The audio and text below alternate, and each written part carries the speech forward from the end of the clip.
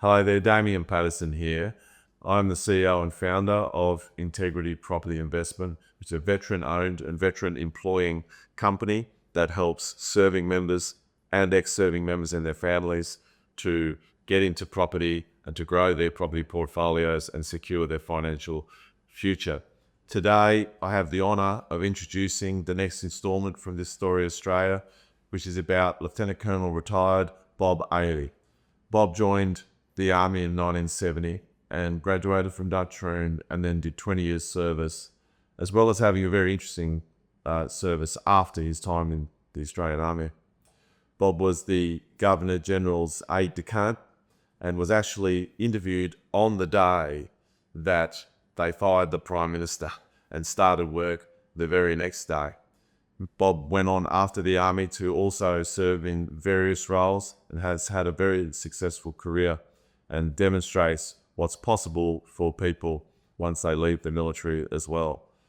I hope you enjoy this instalment. Please support This Story Australia however you can. Donate, follow the page, share this post, and please enjoy. Cheers. 11th of November 1975.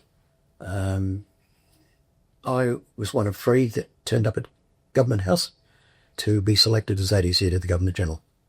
It just happened to be the worst day in Australia's history. I was in the next room when Kerr sacked Whitlam, and then we went to lunch.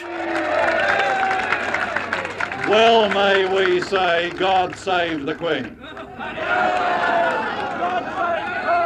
Because nothing will save the Governor-General.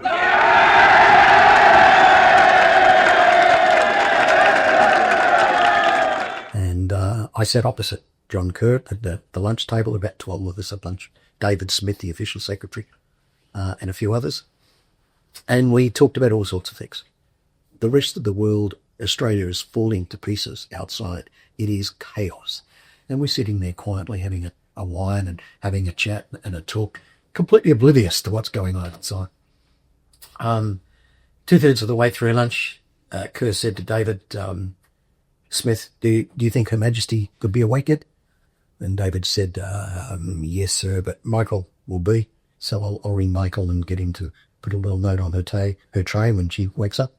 So I watched David Smith walk into the butler's pantry directly opposite where I was sitting, pick up the phone and ring Buckingham Palace and talk to Michael Heseltine and say, when the Queen wakes up, tell her she's got a different Prime Minister in Australia, and sort of hung up.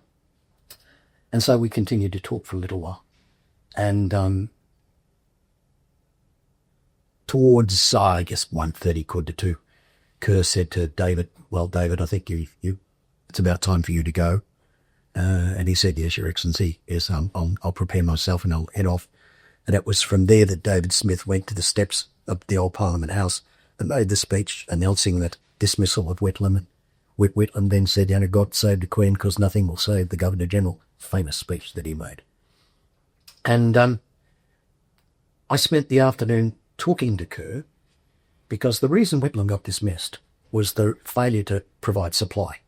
Supply being the government bill that enables the coffers to spend for the next 12 months.